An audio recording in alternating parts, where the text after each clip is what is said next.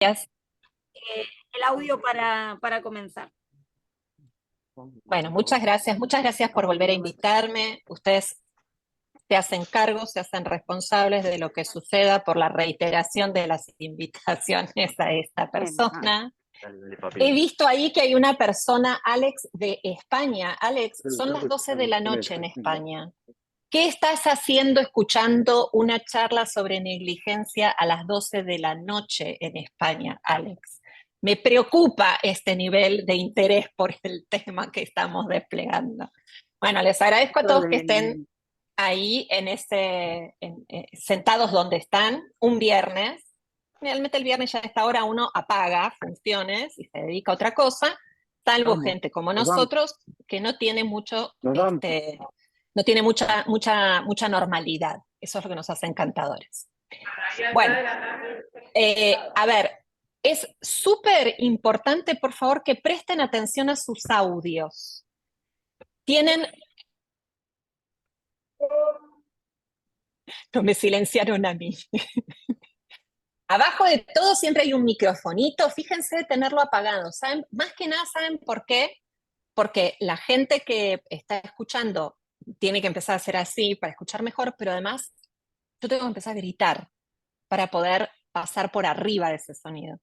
Y es muy problemático para mi voz. Si bien que yo hablo con este tono de voz todo el tiempo, pero tampoco la idea es forzar de más.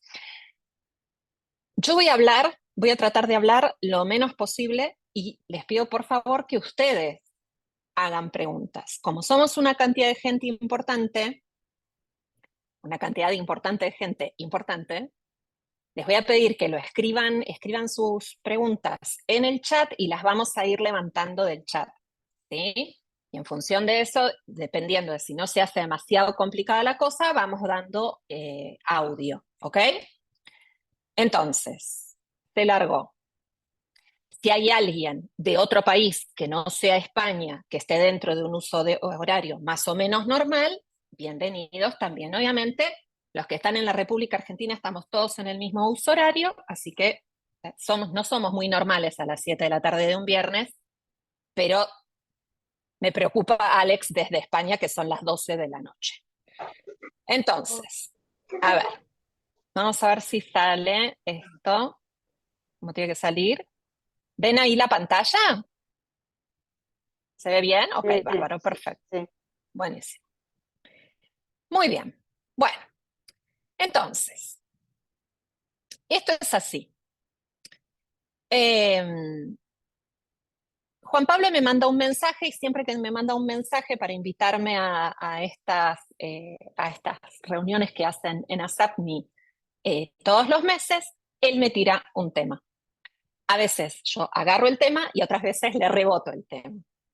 Y este año vino con un tema y yo lo agarré al toque, enseguidita, porque dije, caramba, qué interesante. Está muy piola poder hablar del tema de la negligencia. Daba la casualidad también que yo estaba justamente armando un curso sobre negligencia para terapeuta con psiquiatra española, con la que mucha gente que está acá seguramente conoce, Anabel González Vázquez, y me parecía muy interesante poder hablar de negligencia en un contexto donde sé que hay gente que pertenece a distintos ámbitos.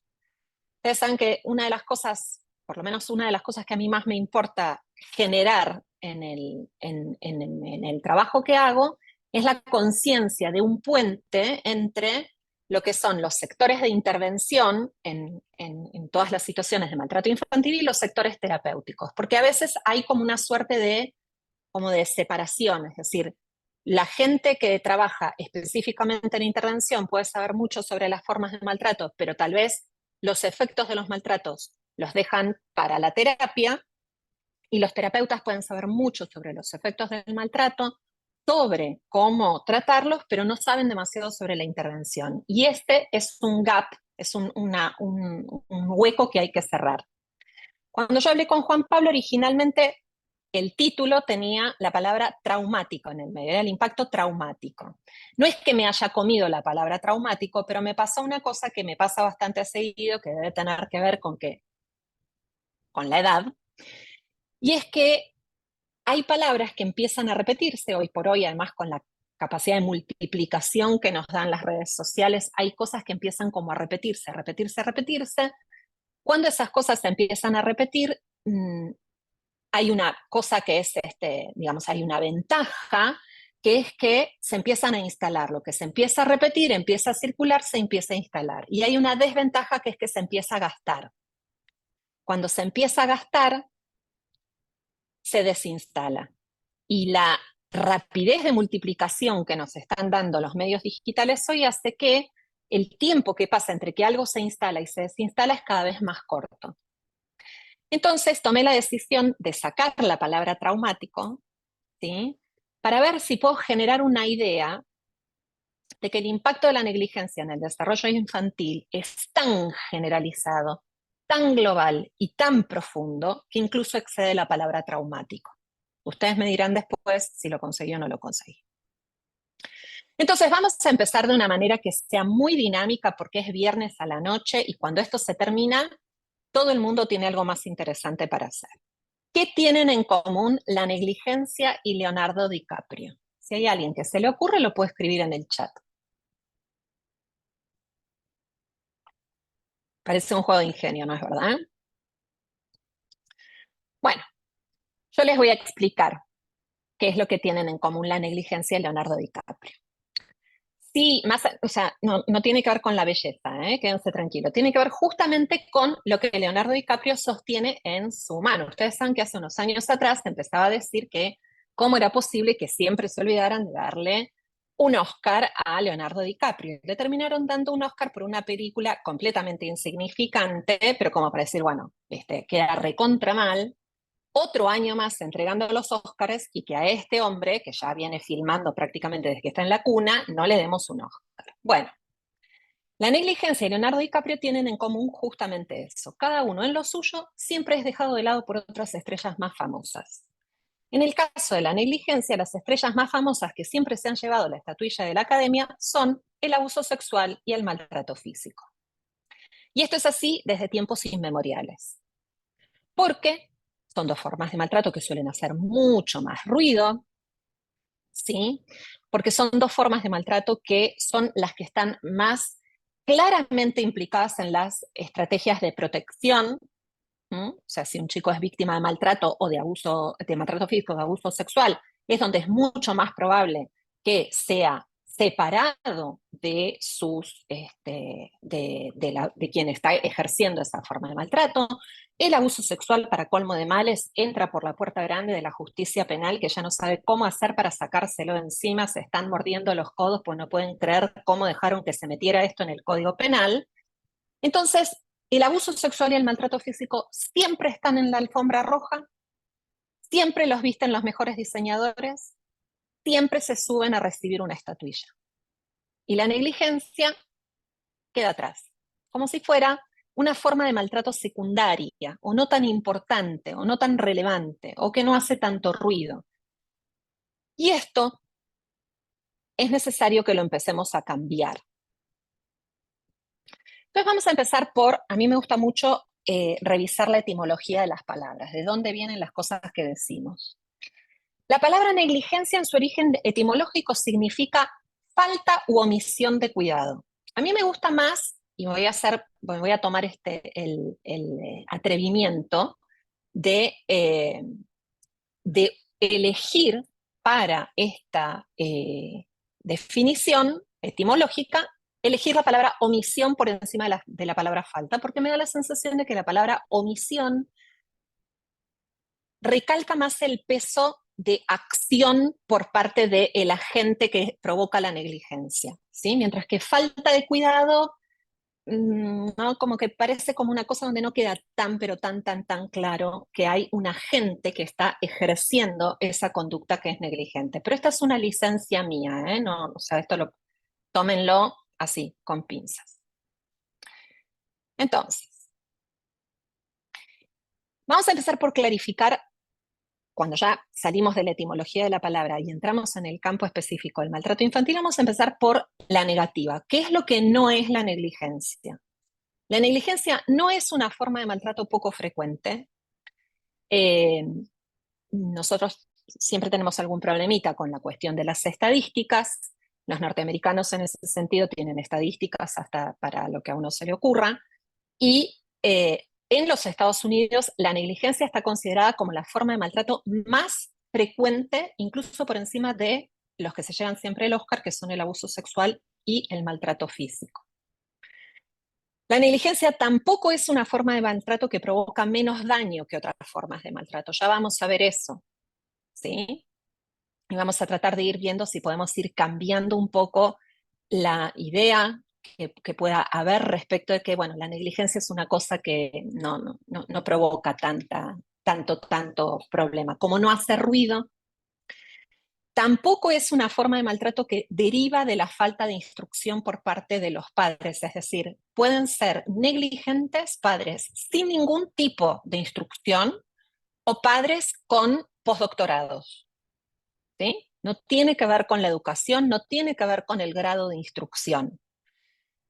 Sí, lo que puede pasar a veces es que una ausencia de educación limita la capacidad de acceder a información sobre el desarrollo infantil que puede ayudar a padres a tener conductas menos negligentes. Pero incluso en ese tipo de casos, y esto yo lo he visto, lo he comprobado cuando trabajaba en el gobierno de la Ciudad de Buenos Aires, en los programas por los que pasé hace un siglo atrás, que nosotros, por ejemplo, en la casa refugio, teníamos mamás que incurrían en conductas negligentes porque no sabían cómo se hacían determinadas cosas, pero cuando se les explicaba cómo se hacía, se las guiaba, se las acompañaba y se modelaba ese conocimiento que a ellas les faltaban, lo podían repetir y entonces la conducta de descuido cedía.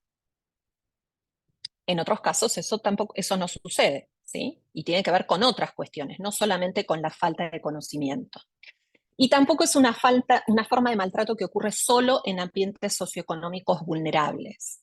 Y últimamente me gusta decir mucho que el maltrato, si hay una cosa que no se le puede discutir, es que es democrático, ¿sí? Agarra a todo el mundo por igual.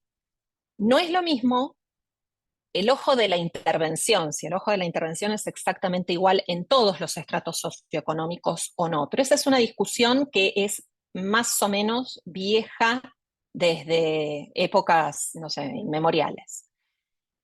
Y esto, o sea, a mí me parece importante resaltarlo, porque acá tenemos entre la gente que está presente, hay gente de distintas generaciones. Y hubo una época, el doctor Viar seguramente lo recordará, no fue hace tantos millones de años atrás, pero a veces pasa tan rápido el tiempo que hay cosas que parece verdaderamente que pasaron, no sé, en un tiempo paralelo. En un determinado momento en que empieza a quedar cada vez más en evidencia la dificultad que el Estado, con los distintos y repetidos gobiernos que tenía, estaba teniendo para hacer una correcta administración de sus fondos, y empiezan a aumentar los índices de pobreza, empieza a circular un eslogan. Ustedes saben que un eslogan es un conjunto de palabras que forman una frase y se repiten y hacen sonido, y nada más. No tienen más valor que eso. Y el eslogan que se empieza a repetir era: no hay que judicializar la pobreza. Es decir, frente a situaciones en las cuales una mayor visibilización del maltrato, una mayor presencia de eh, lugares a donde se podía acceder, una ley de protección contra la violencia familiar recientemente estrenada, ahí en los albores de estrenar la ley 114 en la ciudad de Buenos Aires. ¿Qué es lo que empieza a pasar? Lo que empieza a pasar es que empieza a haber cada vez más intervención, más intervención, más intervención sobre el maltrato, no sobre la pobreza. Con este eslogan de la no judicialización de la pobreza, una cosa que empieza a pasar es que se empieza a plantear como, no es que se empieza a plantear como una solución para el maltrato, ¿eh? Que se empieza a plantear es que en realidad el problema de una X familia no sería un problema de violencia en sí mismo, sino que la violencia sería una consecuencia de que están en una situación de pobreza y que entonces si se les dan recursos económicos, la violencia desaparecería. Tenemos a veces esa tendencia a simplificar, como si todo en la vida pudiera ser un 2 más 2 es 4. Obviamente, el recurso económico no hace desaparecer la violencia, sobre todo cuando la violencia es crónica, ¿sí? Y viene de larga data. Y en tanto y en cuanto la negligencia es una forma de violencia por omisión, la negligencia calzaba perfecto, ¿sí? Entraba maravillosamente bien dentro de este eslogan. Entonces, la pobreza puede ser un factor de riesgo para la negligencia, pero la pobreza no es lo que causa la negligencia, y si nosotros hacemos desaparecer las condiciones de pobreza, la negligencia desaparece. Quienes estén en el campo del maltrato infantil desde tiempos inmemoriales deberán recordar la famosa frase de el maltrato es multicausal. Quiere decir que todas las formas de malos tratos se entienden si las podemos ver desde las distintas causas que pueden estar contribuyendo a que el maltrato ocurra. ¿Qué es entonces? Además de ser una omisión de cuidado, es una forma de maltrato que ocurre más de lo que se la detecta, o podríamos decir incluso más de lo que ocurre más de lo que se le presta atención, porque a veces puede suceder que escuchemos que está viendo, como ocurre con otras formas de maltrato muchas veces, si justamente llegó en la misma limusina que el abuso sexual o el maltrato físico, la mandan al asiento del fondo, y en el inicio de la red carpet te ponen alguno de los otros dos, y la negligencia queda como en un segundo plano. Como decía recién, es una forma de maltrato por omisión, ¿sí? A diferencia del maltrato físico, emocional y del abuso sexual, que son malos tratos por comisión, por acción. Y la forma más extrema de la negligencia es el abandono. Es también una forma de maltrato que atraviesa transversalmente a todas las formas de maltrato. Ahora vamos a ver un poquito a qué me refiero con esto. Vamos a ver también que es una forma de maltrato que tiene efectos nocivos en el desarrollo integral del ser humano, en el desarrollo integral del ser humano, no solamente a nivel psicológico. Y es una forma de maltrato sobre la cual la gran mayoría de las veces es muy difícil que las víctimas nos puedan referir haber sido víctimas de esta negligencia de la misma manera que nos pueden referir o nos pueden contar que sufrieron situaciones de abuso sexual, maltrato físico, maltrato emocional, ¿sí? Es decir, es mucho más fácil para las víctimas hablar o referirse a las conductas de malos tratos por acción. Mi papá me pegaba, mi mamá me insultaba, mi abuelo me tocaba, que referirse a las conductas de omisión de cuidado. Y muchas veces, como estas conductas empiezan a muy temprana edad, terminan quedando como circunscriptas en una suerte de estilo de crianza. Es la manera en la que me criaron, es la manera en la que me educaron. O no son identificadas por las víctimas como conductas que no tendrían que haber estado hasta que no se las compara, ¿sí?, con otro que no recibió esas conductas. Un ejemplo claro es un chico no entiende que se tenga que lavar los dientes hasta que, por ejemplo, entra a un hogar o va a la casa de un compañero y ve que se hace una pijamada y ve que a la mañana le dicen que se tiene que lavar los dientes. Y él dice, ¿qué me están hablando? ¿Sí? Es decir, registra que le estuvo faltando durante un tiempo esta experiencia sobre la base de ver que otro esa experiencia la tiene y es completamente natural que la tenga. Mucha de la gente que está del otro lado, yo no los veo solamente el puntito verde, pero como ya los vi un ratito antes, me los puedo imaginar, mucha de la gente que está del otro lado sabe quién es Joaquín de Paulo Chotorena. Quien no sabe quién es Joaquín de Paulo Chotorena es una autoridad en el mundo de habla hispana en lo que es el estudio y la conceptualización de las distintas formas de malos tratos. Si ustedes conocen o trabajan con alguien que no conoce a Joaquín de Paulo Chotorena, y ustedes sí conocen a Joaquín de Paulo Chotorena, de mi parte pueden amenazarlo con que si no trata de conocer quién es Joaquín de Paulo Chotorena, va a tener pesadillas hasta el último día de su vida. Porque hoy por hoy no podemos trabajar en el ámbito de los malos tratos si no conocemos quién es Joaquín de Paulo Chotorena.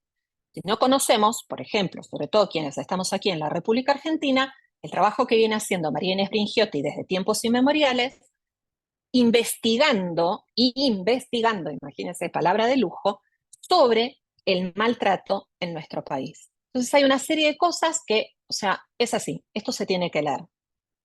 Así aprendí yo. Cuando entré a trabajar en el programa de asistencia al maltrato infantil, había una ficha escrita a máquina de escribir. Para las generaciones más jóvenes pueden ir a cualquier museo a ver cómo era una máquina de escribir Olivetti. Y esa ficha era la ficha de los factores de riesgo de Joaquín de Paulo Chotorena. Y uno entraba a trabajar al programa de asistencia al maltrato infantil y tenía que aprenderse los factores de riesgo del doctor Chotorena de memoria. No era una sugerencia, era una orden. Y hoy por hoy, 30 años más tarde, puedo decir que agradezco que me hayan dado esa orden, porque realmente nos ayudó a incorporar una manera de poder empezar a entender una cantidad de cosas que, por supuesto, en la facultad nos enseñan. Bueno, Joaquín habla de 5 tipos de negligencia, ¿sí? Hay una negligencia física. La negligencia física está determinada por falta de cuidados apropiados, ¿sí? Los cuidados que requiere un niño para crecer adecuadamente en términos de alimentación, vestimenta e higiene, cuando están dadas las condiciones para que ese niño reciba alimentación, vestimenta e higiene de manera adecuada. Y si las condiciones de vida de ese niño, de la familia, son de situación de vulnerabilidad socioeconómica, pero en la comunidad hay recursos que pueden suplir eso y la familia no accede a esos recursos, sabiendo que esos recursos están, se está incurriendo en una negligencia física. De la emocional voy a hablar al final de esta listita, ¿sí? Pero que no se preocupen que no me la salté. Hay una negligencia que es médica, ¿sí? Que también involucra de alguna manera, podríamos decir que toca de alguna manera la negligencia física, y que tiene que ver con la falta de cuidados médicos. La falta de cuidados médicos incluye no llevar al médico a un chico cuando está enfermo, cuando se siente mal, no hacer los tratamientos que se le indique hacer, no hacer los seguimientos a tratamientos que se indican hacer. Y esto incluye la salud mental. Como todos sabemos, la salud mental no es accesoria, no es, o sea, a la salud mental habría que darle un Oscar, igual que a Leonardo DiCaprio, ¿no? Porque se le da a la salud física, se le da el Oscar todos los años, a la salud mental siempre se la deja para ver si el año que viene se lo damos o no se lo damos. Habla también de un tipo de negligencia que es formativa o formativa barra educativa. ¿Por qué? Porque no incluye solamente lo que es la educación, la instrucción estructurada, el mandar a un chico a la escuela, que el chico a la escuela vaya y que vaya de manera sostenida, ¿sí? Donde entendemos que el ir a la escuela incluye no solamente la formación académica, sino también la socialización del chico en la escuela y la posibilidad de establecer lazos sociales que tengan una continuidad post-escolar, sino también formativa en el sentido de privar al niño de conocimientos fundamentales respecto de normas de convivencia para que no seamos una tribu de bestias salvajes, ¿sí? Es decir, no transmitir valores, no transmitir valores, no transmitir valores erróneos, ¿sí? Porque eso entraría dentro de la corrupción, que es una forma de maltrato emocional, sino que simplemente ni siquiera molestarse por transmitir una serie de valores de funcionamiento como un ser en sociedad. Habla también de una negligencia de supervisión. La negligencia de supervisión, la más clara de identificar, implica el no proteger al niño de situaciones, de circunstancias, de ambientes o de personas que pueden ser potencialmente dañinas y o peligrosas, ¿sí? Dejar al chico al cuidado de, vaya uno, Dios a saber qué. Pero esto también incluye la no puesta de límites a los chicos para protegerlos de situaciones riesgosas, ¿sí? Que los puedan colocar en peligro, o para evitar situaciones inadecuadas. ¿Qué serían situaciones inadecuadas? Les voy a contar un ejemplo.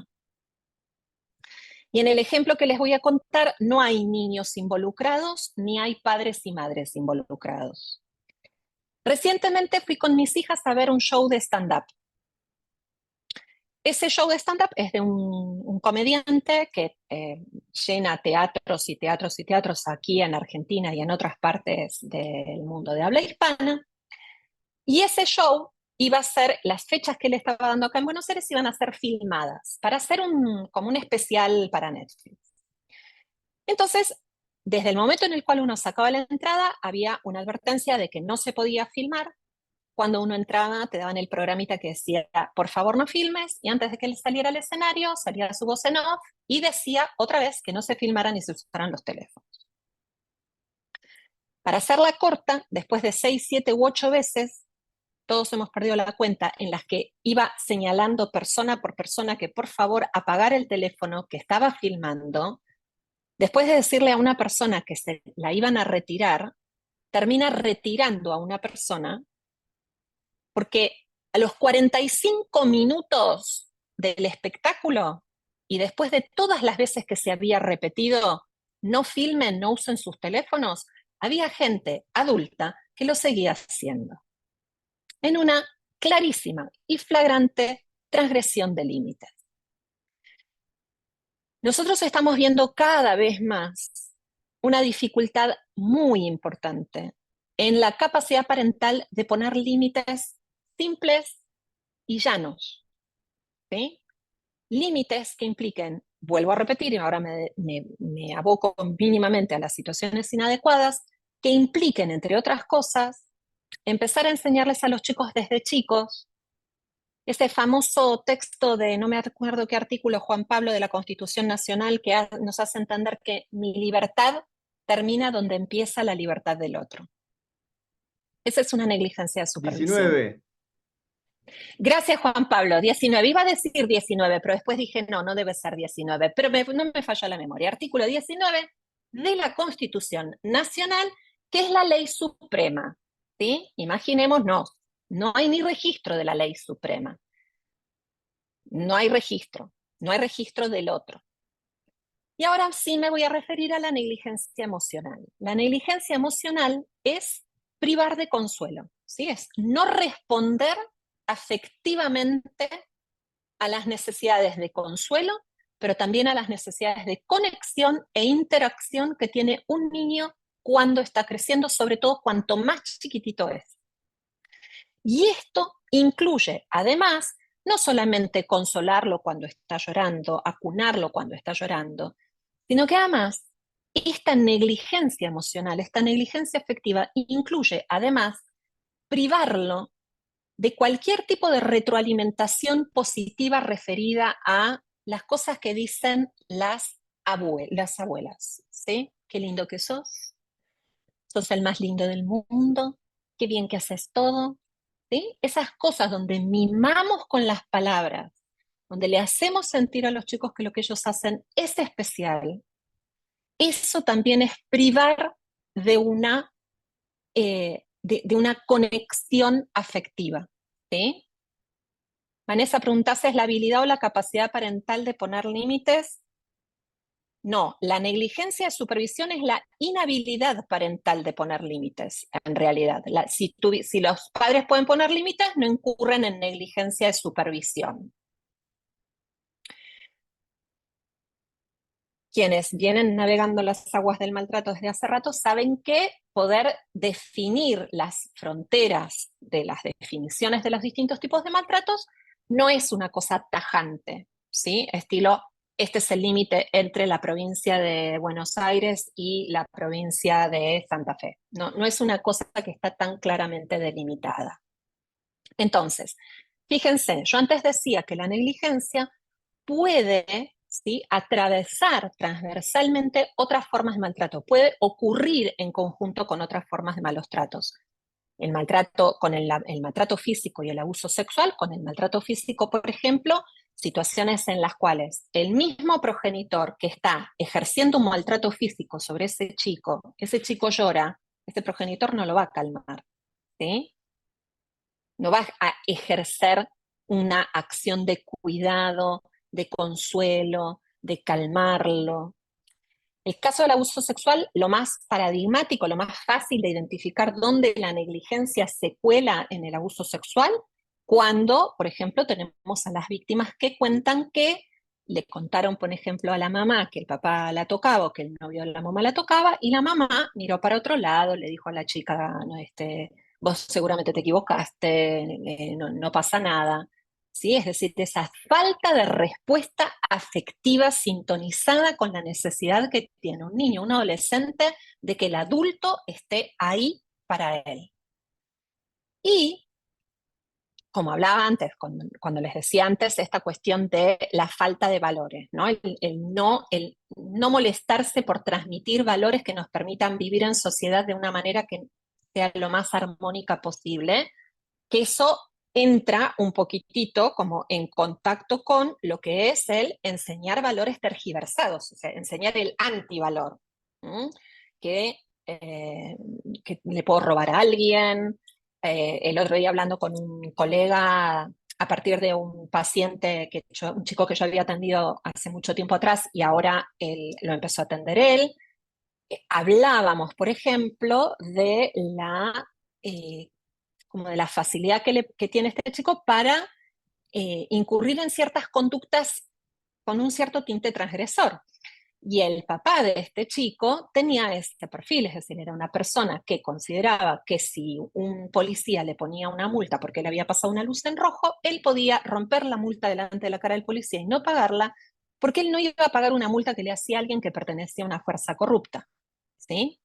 Y esto lo hacía delante de sus hijos, y esto es transmitir la antítesis de un valor. Ahí entramos entonces en el terreno de la corrupción, que es una forma de maltrato emocional. Y entramos en el terreno del maltrato emocional a través del rechazo, porque en el rechazo también hay una falta de consuelo emocional, hay una actitud de ausencia de consuelo emocional, pero que tiene una diferencia con la negligencia emocional. La negligencia emocional tiene un componente más pasivo, mientras que el rechazo tiene un componente activo, es decir, es salir de acá, deja de llorar, sos una llorona de porquería, es esta cosa, es es expulsar. En la negligencia emocional es la no respuesta, es la ausencia de respuesta por parte del adulto. Esperen que hay un globo acá. De nada, Vanessa. Bien, resulta ser que como todas las cosas, nada es exactamente nuevo. De la misma manera, por ejemplo, que el trastorno por estrés postraumático adquirió su nombre y apellido oficial recién en la década del 80, el trastorno por estrés postraumático, antes de que le pusieran nombre y apellido en su documento nacional de identidad, ya existía, ¿sí? El mismo Freud hablaba de eso, pero no le había puesto trastorno por estrés postraumático. Con los efectos de la negligencia o con la negligencia emocional, ya nos hablaba René Spitz en el año 1945. 1945, ¿sí? Final de la Segunda Guerra Mundial, mediados del siglo pasado. Si uno lo dice así, como mediados del siglo pasado, suena más contundente, suena como que una bocha de tiempo atrás. Spitz, en ese momento, identificó que muchos niños, sobre todo bebés, ¿sí? Bebés y niños pequeños, que eran hospitalizados por alguna X enfermedad o por alguna X dolencia, en una época en la cual el niño tenía que quedar en el hospital y los cuidadores se tenían que ir, se iban a su casa y volvían cuando la criatura ya estaba curada y se la llevaban de alta. Es increíble, pero esas cosas existían. Él empieza a darse cuenta de que muchos de estos niños, sobre todo los que pasaban en el hospital periodos mayores a 3 meses, empezaban a presentar retrasos en el crecimiento, retrasos en el desarrollo motor, obviamente, porque estaban todo el tiempo en la cuna, entonces era imposible que pudieran ir desarrollando la fortaleza y la coordinación que implica gatear, pararse, caminar, caminar agarrándose de algo. Desarrollo del habla. El habla no se desarrolla sola, el habla se desarrolla sobre la base de una estimulación diádica, ¿sí? Alguien que habla, alguien que repite el balbuceo del bebé, alguien que está hablándole, simplemente cantándole una canción, alguien que corrige. Presentaban también síntomas de depresión y retrasos en el desarrollo social, retrasos en el desarrollo de la interacción social. Lógico, si estaban tirados en la cuna, ¿con quién se iban a relacionar más allá de los barrotes de la cuna? En ese entonces, René Spitz planteó que los efectos de este síndrome de hospitalismo podían llegar a ser tan nocivos que podían llegar a provocar la muerte. Es decir, que en el año 1945 ya sabíamos que la negligencia emocional causaba efectos devastadores en el desarrollo. En el año 1945 ya lo sabíamos. Importante, yo por las dudas lo digo, lo repito un par de veces como para generar un poco más de que se ancle el concepto. Hay una diferencia entre el hospitalismo de Spitz, las situaciones de negligencia y de negligencia emocional a las que nos estamos refiriendo en este encuentro. Y es que en el caso del hospitalismo de Spitz, él hablaba de consecuencias de esta falta de cuidados emocionales, pero en realidad la falta de cuidados emocionales no estaba provocada por una incapacidad parental, sino que en todo caso estaba favorecida por el funcionamiento del sistema, porque era el sistema hospitalario el que mandaba a los padres afuera.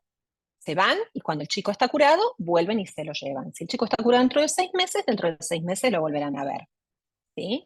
La negligencia de la que nosotros estamos hablando en este encuentro es una negligencia en la que estamos hablando que los agentes de la conducta negligente son los progenitores, son los cuidadores directos de ese niño. Pero igualmente tengo reservado para el final un pedacito de algo donde hay otro protagonista en la negligencia. Porque a mí, si hay una cosa que me gusta,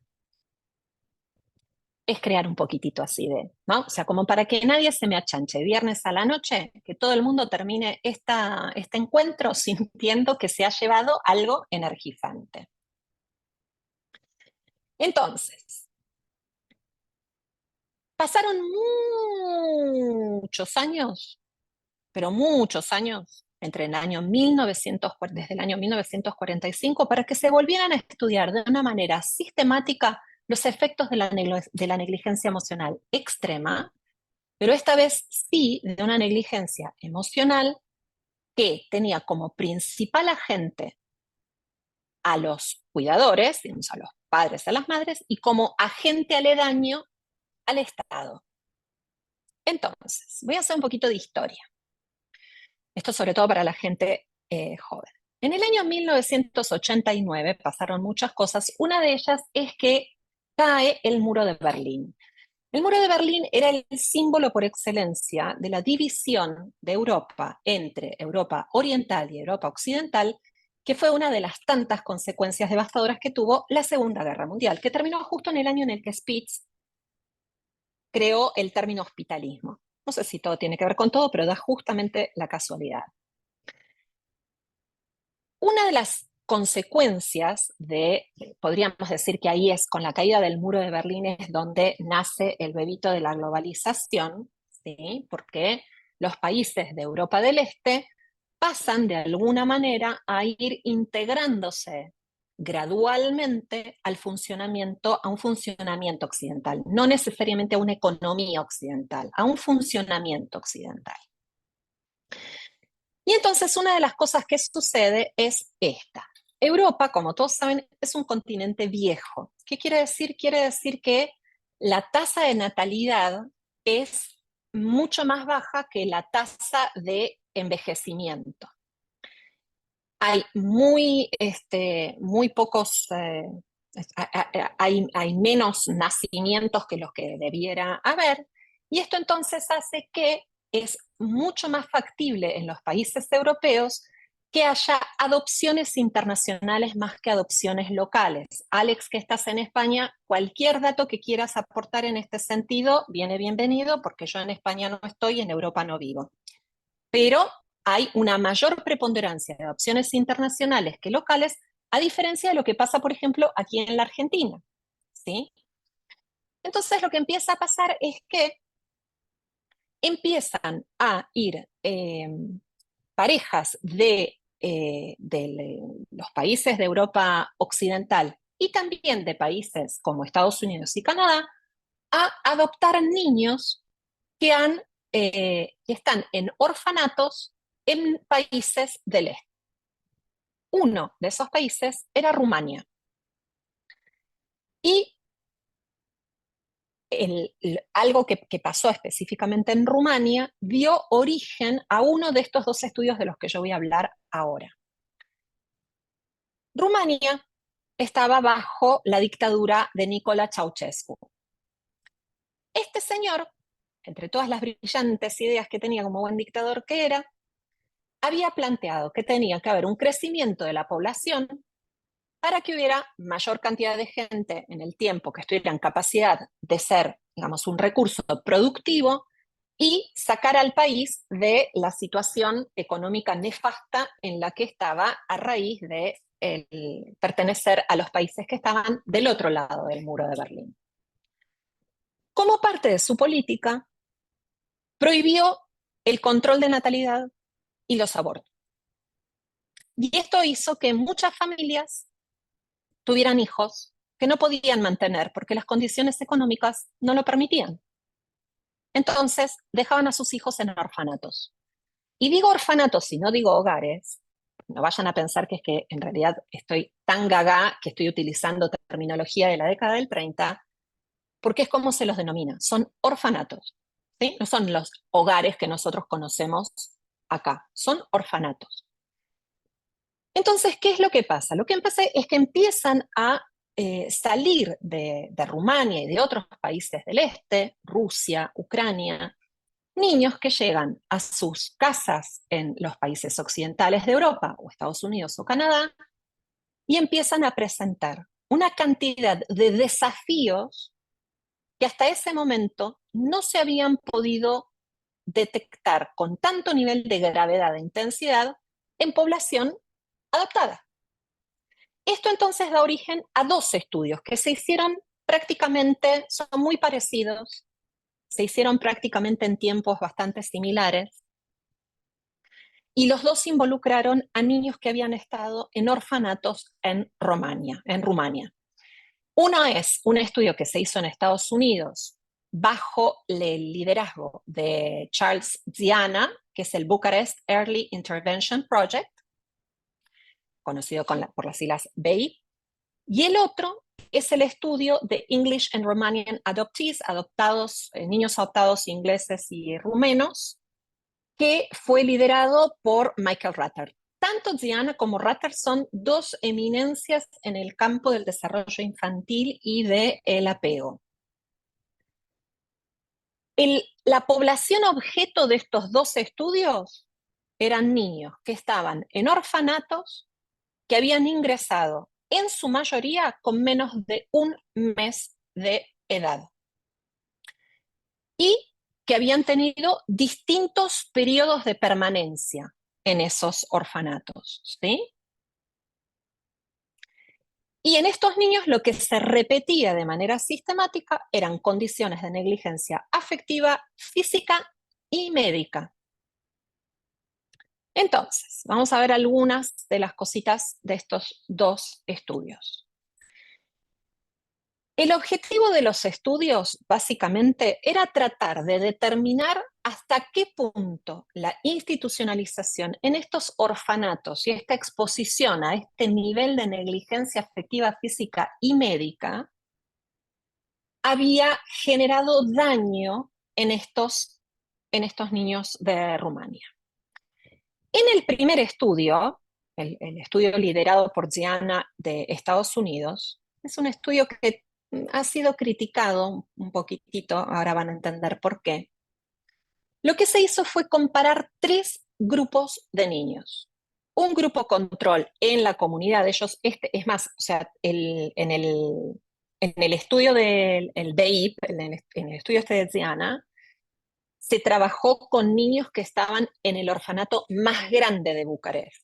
¿Sí? O sea, no es que se los buscó aleatoriamente por distintos orfanatos. Se fue a buscar el orfanato más grande que había en Bucarest y se trabajó con la población de ese orfanato. Entonces se tomó un grupo control en la población, ¿sí?, de Bucarest, que no había estado institucionalizado nunca, y después se dividió a la población que estaba en el orfanato en 2 grupos. Un grupo de niños que permaneció en el orfanato y otro grupo de niños que fue ubicado en sistemas de acogimiento especializado, en familias de acogimiento especializado. Estas familias de acogimiento especializado no estaban en la comunidad. Ellos desarrollaron un programa específico de familias de acogimiento especializado. Especializado quiere decir que estas personas, además de cumplir roles parentales, tenían una suerte de desarrollo en determinadas habilidades terapéuticas, ¿sí? Es lo que se conoce en muchos casos como familias terapéuticas.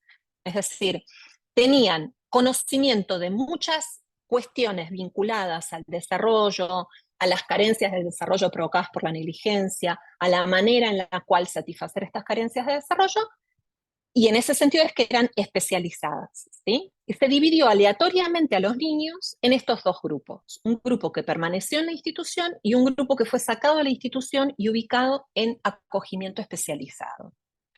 La edad promedio de los niños que entraron en este proyecto eran 22 meses, es decir, menos de 2 años de edad. Y este estudio, con esta misma población, hizo un seguimiento de esta muestra a los 30, 42, 54 meses, a los 8, a los 12 y a los 16 años, y están en este momento armando un estudio de seguimiento con 21 años. El estudio que se llevó a cabo por parte de los británicos comparaba, se hizo en Gran Bretaña, ¿sí? Es decir, no se trasladaron al orfanato de Rumania, se hizo en Gran Bretaña, pero comparó 2 grupos. Un grupo de niños que habían sido adoptados, pero que no habían estado en instituciones, es decir, niños que habían sido adoptados recién nacidos, o que habían sido adoptados con muy pocos meses, pero que habían pasado de la familia directamente a la familia adoptiva y que no habían pasado por ningún tipo de institución u orfanato. Y niños que habían estado en orfanatos y que fueron adoptados por familias británicas. Niños de Rumania, ¿sí? En el caso de la muestra de este estudio, los niños fueron adoptados antes de los 3 años y medio, es decir, la edad promedio, la edad de estos chiquititos era un poquito similar al grupo de los norteamericanos. 3 años y medio era la edad máxima que tenían los chiquitos que fueron adoptados. Y estos también hicieron un seguimiento a los 4, a los 6, a los 11 y a los 15 años. Entonces, vamos a empezar viendo qué es lo que encontraron. Encontraron cosas bastante similares entre los 2 estudios. Para que, vuelvo otra vez, el BAPE es el de los norteamericanos, el ERA es el de los británicos, ¿sí? Para que más o menos no estén tratando de hacer el esfuerzo de recordar cuál era cuál. El BAPE es el que se hizo en el orfanato de Rumania. El ERA es el que se hizo con los niños rumanos adoptados, pero que ya vivían con familias británicas en Gran Bretaña. Entonces, el estudio de los norteamericanos halló, obviamente, que los niños que habían ingresado al sistema de acogimiento especializado habían tenido mejoras a nivel del desarrollo en general, ¿sí? Habían sido capaces de desarrollar un estilo de apego a las familias de acogimiento, habían mejorado en términos de desarrollo y adquisición de su lenguaje y habían mejorado en el desarrollo cognitivo. Sin embargo, lo que detectaron también es que estas mejoras habían sido mucho más importantes, mucho más significativas, mucho mayores en aquellos niños que habían permanecido menos tiempo en el orfanato. Es decir, aquellos niños que al momento de ser ubicados en el sistema de acogimiento llevaban menos tiempo en el orfanato. ¿Sí? Y plantean como conclusión, digo, por si a alguno le cabe alguna duda de cuál podría llegar a ser la conclusión, que la ubicación de niños en situación de negligencia, vamos a hacerla extensiva a situaciones de otras formas de malos tratos, la ubicación en un sistema de acogimiento o de adopción, ¿sí?, era clave para la recuperación del desarrollo que había alterado la negligencia. Dicho en otras palabras, de una manera un poco más cruda, los niños que permanecieron en el orfanato perdieron oportunidades. Los niños que fueron sacados del orfanato y ubicados en el sistema de acogimiento ganaron oportunidades. Las conclusiones del estudio de los británicos son bastante similares, ¿sí? En promedio encontraron mejoras en el desarrollo de todos los niños y estas mejoras se sostuvieron a lo largo de los años.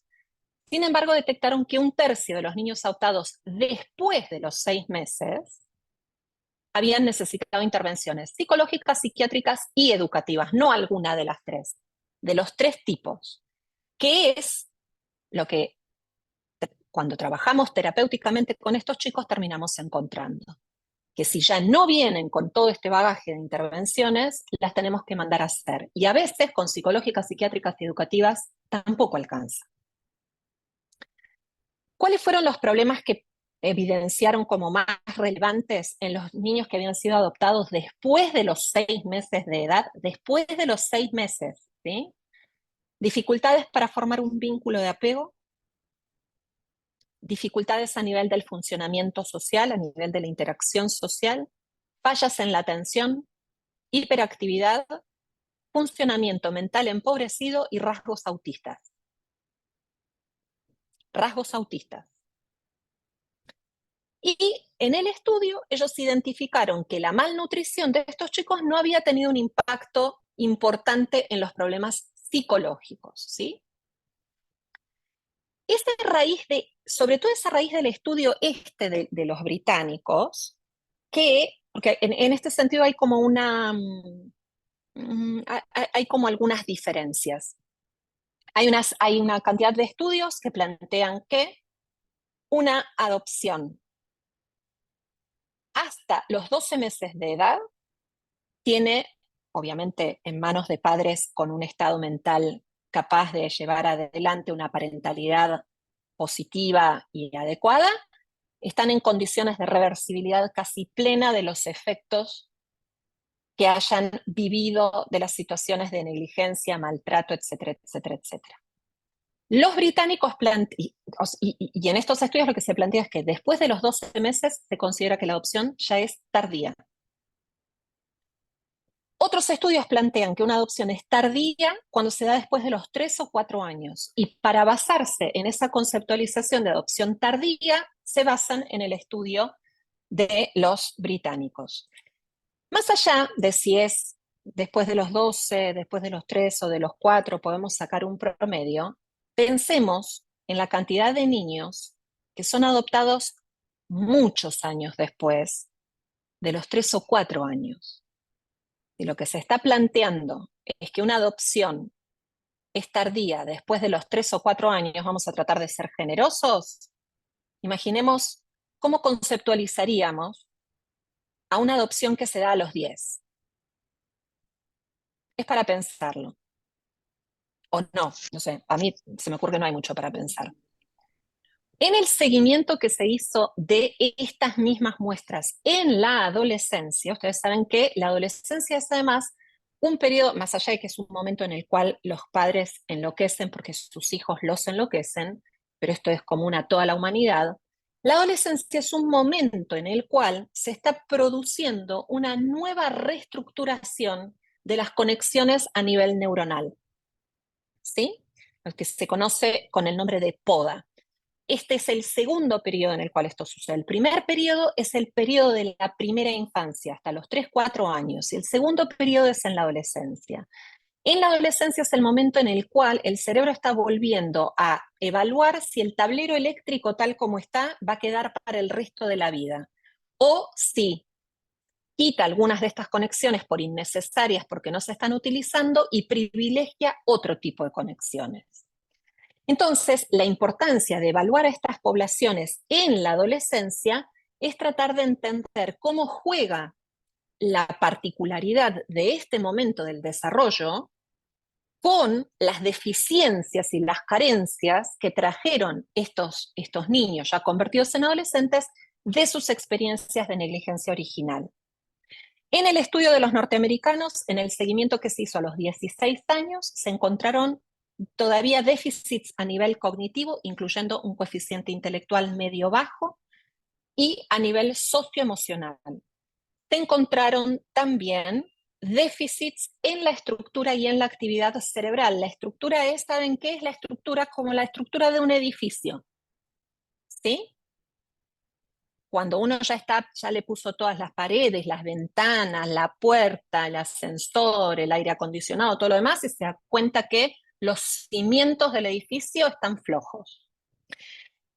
Alteraciones en la sensibilidad a la recompensa y en el procesamiento de la recompensa. Esto es fundamental porque está muy vinculado a la dificultad que tienen estos niños ya desde la infancia, pero a posteriori, en la satisfacción de sus necesidades, en la necesidad permanente. Uno de los ejemplos más claros es o el estar comiendo todo el tiempo, o cuando se llega ya a la pubertad y a la adolescencia, una imposibilidad de desprenderse de los teléfonos, de la PlayStation, de la computadora, etcétera, etcétera, etcétera.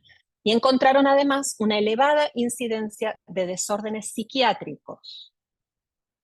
En el estudio de los británicos, ¿sí?, identificaron, más o menos a la misma edad, porque eran los 15, no eran los 16, identificaron que seguían persistiendo problemas a nivel afectivo, conductual y de interacción social con pares que tenían la marca específica de la negligencia. Es decir, eran problemas que tenían el sello de la negligencia y que no se comparaban con problemas de índole emocional, conductual o de interacción que podían presentar otros chicos con otro tipo de problemas. Y a la negligencia un día le sacaron una foto para ver cuando le den el Oscar, así pueden poner atrás la fotografía. Esta es una foto de un estudio hecho por Bruce Perry, un neuropsiquiatra norteamericano, y que está publicado en un artículo del año 2005. ¿Sí? Es decir, ni siquiera tiene 20 años esta foto de la negligencia, y es una foto que compara dos cerebros de dos niños de 3 años de edad, uno criado en circunstancias normales y otro criado en condiciones de negligencia extrema, donde además de la evidencia de que hay un cerebro que es más chiquito que el otro, la otra evidencia es eso blanquito que ustedes ven alrededor, es la corteza prefrontal en desarrollo, ¿sí?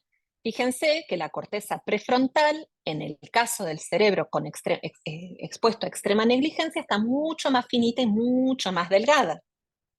¿Para qué podría servirnos una corteza prefrontal, francamente? Bueno, hay mucha gente que estaría demostrando que no le está sirviendo para mucho, pero para una gran cantidad de gente en la humanidad, la corteza prefrontal es lo que nos termina de distinguir del resto de los mamíferos.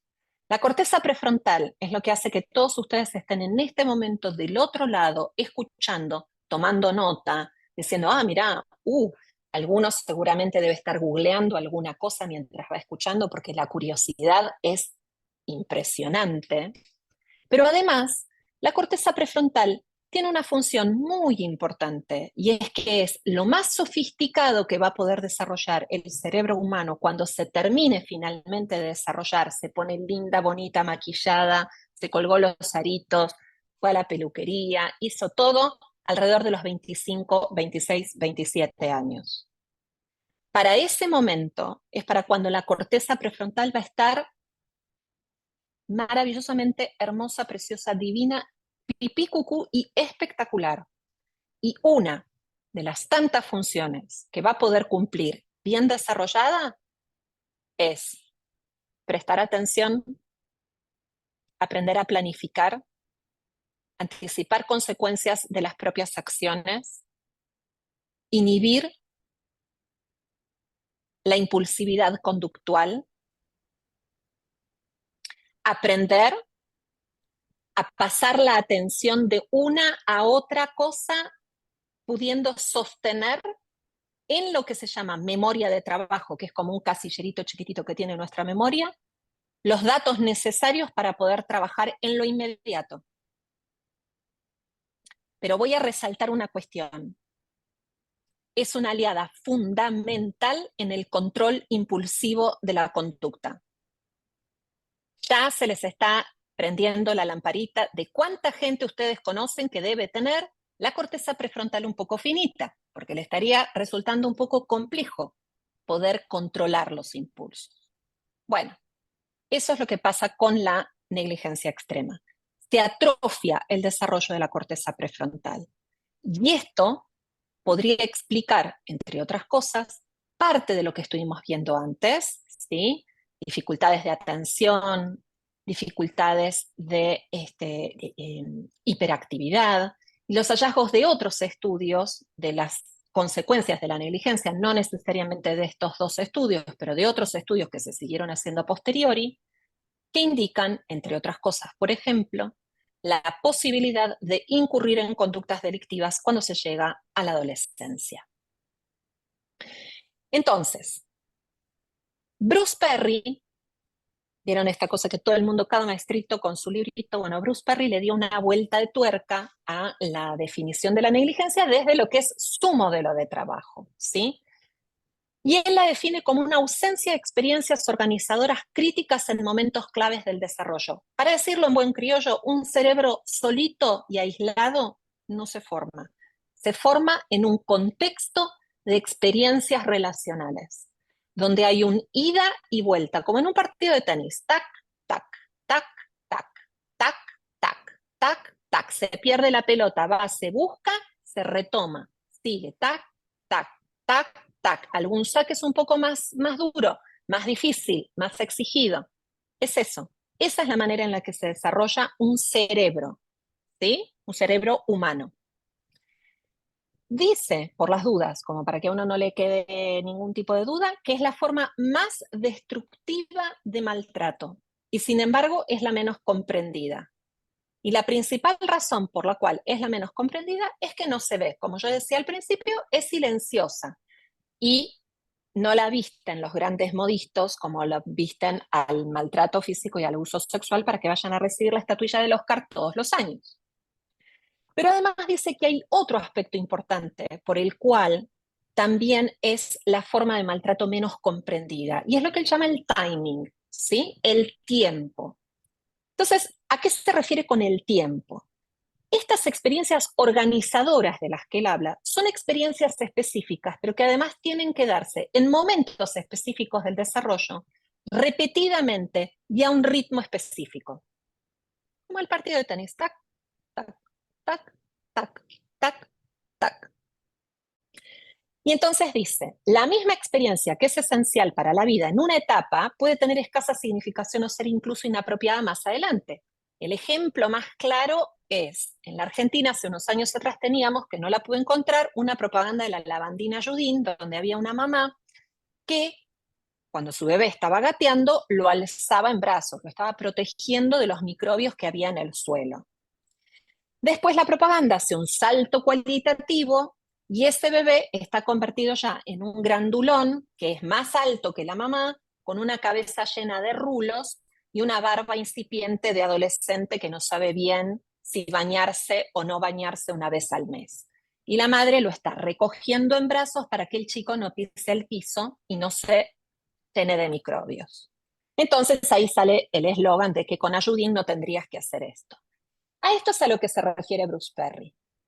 Hay acciones que hacerlas con un bebé son críticas para su desarrollo. Cuando ese bebé se convirtió en un niño, en un puber o en un adolescente, esas acciones pueden ser buenas, pueden ser necesarias, pueden ser útiles, pero no necesariamente son críticas para su desarrollo.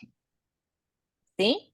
Es lo que él llama el timing, el tiempo adecuado para que las cosas sucedan. Esta es la razón por la cual después, cuanto más tiempo está ese niño en una situación de exposición a la negligencia, ¿sí?, más oportunidades de recuperación le estamos quitando, porque además le estamos quitando una oportunidad de tiempo, el tiempo adecuado en el que se hagan las acciones adecuadas. Alejandra dice, pienso sobre adopciones de niños grandes en Argentina, pero que ingresan a los hogares después de años de vivir expuestos a la negligencia. No son bebés separados de su familia. La intervención muchas veces ya llega cuando la corteza prefrontal está atrofiada. Ya tengo algo reservado, Ale querida, también para esas situaciones. Vos no te preocupes, que en este show hay para que se divierta todo el mundo. Entonces, sabemos, ¿sí?, que hay distintas formas de negligencia que pueden coexistir. Si ustedes se acuerdan cuando yo iba nombrando las que mencionaba, las que diferencia Joaquín de Paulo Chotorena, hay distintas formas de negligencia que pueden coexistir y a su vez distintas formas de negligencia pueden coexistir con otras formas de malos tratos. Y esto es lo que hace que muchas veces, ¿sí?, se pueda hacer un poco difícil delimitar de manera tajante cuáles son los efectos de la negligencia por encima de los efectos de otro tipo de malos tratos. Por eso los estudios que ustedes estuvieron viendo ahora tenían tanta significación, porque de alguna manera lo que había quedado claramente puesto en evidencia era lo mismo que vio Spitz en el hospitalismo. Un cuadro en el cual lo que pasaba era que faltaban cosas que eran nutrientes esenciales para el desarrollo. Ahora bien, vamos a ver otros estudios que han, digamos, tratado de delimitar los efectos específicos de la negligencia. Plantean, ¿sí?, que los chicos expuestos a situaciones de negligencia presentan problemas académicos. La mayor parte de los problemas académicos están vinculados a un peor funcionamiento cognitivo en edad preescolar y una mayor disminución del rendimiento académico en la adolescencia comparado con niños y adolescentes no maltratados. Problemas socioemocionales, básicamente una enorme dificultad en el reconocimiento emocional. Esto lo pongo yo, entre paréntesis, analfabetos emocionales, realmente son analfabetos emocionales. Si les preguntamos cómo se sienten, puede ser que nos contesten con una pregunta, ¿bien? Y si nos dicen que se sienten mal o que algo los puso mal, no pueden identificar mal qué. Mal enojado, mal triste, mal nervioso, no lo pueden identificar. Muchos de ellos despliegan demostraciones superficiales de afecto, lo cual muchas veces en los hogares o en las familias de acogimiento, en las familias adoptantes, es visto de una manera muy crítica, como que son falsos. Pensemos dónde el ser humano aprende a ser genuinamente afectuoso, pues recibiendo genuinamente afecto. Si no, es medio difícil. Muchos de estos chicos aprenden a demostrar afecto porque entienden que es una estrategia de supervivencia también, que si yo me muestro amable y cariñoso y bueno y te sonrío, vos no te la vas a agarrar conmigo. Y esto, gente, no es psicológico. Esto es supervivencia biológica al más puro estado. Suelen ser exigentes en la búsqueda de atención, una búsqueda de atención desajustada a través del grito, el llanto, el mal comportamiento, y suelen tener grandes problemas para la relación social, entonces tienden a retraerse, ¿sí? O son pésimos haciendo amigos, es decir, más que hacerse amigos, hacen enemigos, o se retraen y no se conectan con nadie. Desarrollan problemas de lenguaje, problemas en la adquisición del lenguaje, en el vocabulario, en la cantidad de vocabulario, en la comprensión y en todas las sutilezas que vienen a partir de esto, ¿sí? No comprenden la ironía, por ejemplo. Les cuesta identificar que les están haciendo un chiste. No entienden el sarcasmo, no entienden la metáfora, no entienden los simbolismos. Muchos niños presentan fallas en el crecimiento que no son atribuibles a causas orgánicas, ¿sí? Parecido a lo que había visto René Spitz en el año, repito, 1945, mediados del siglo pasado, porque así es más contundente. Comportamiento agresivo, hostil, violento y alta incidencia de delincuencia en adolescentes.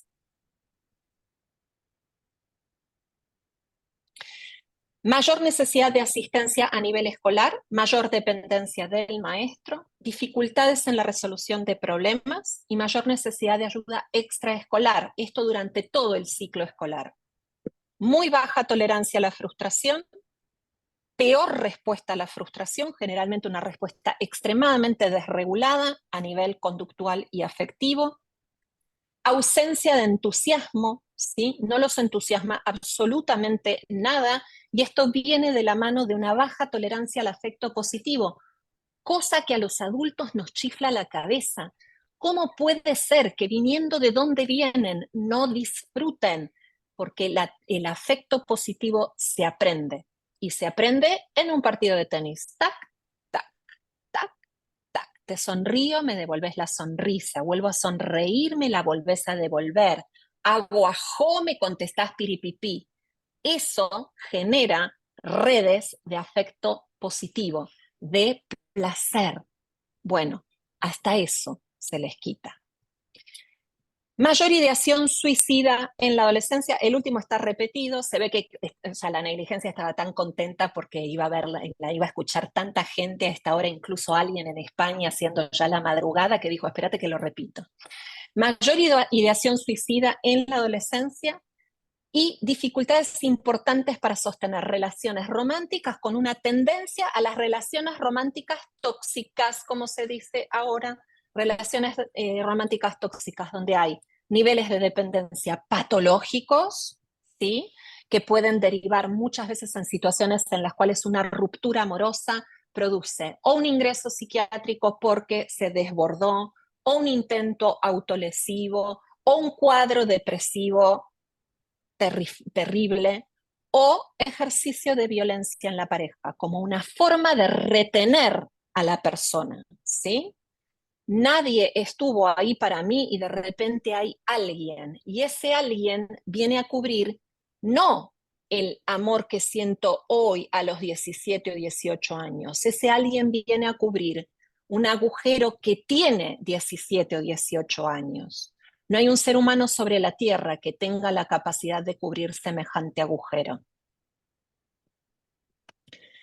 Les comparto un poco de lo que yo veo en la consulta. Entonces acá ustedes lo toman con 4 pinzas, porque yo solamente les estoy compartiendo lo que yo veo. Acá esto no es investigación, no es ningún estudio, ¿sí? Ni nada por el estilo.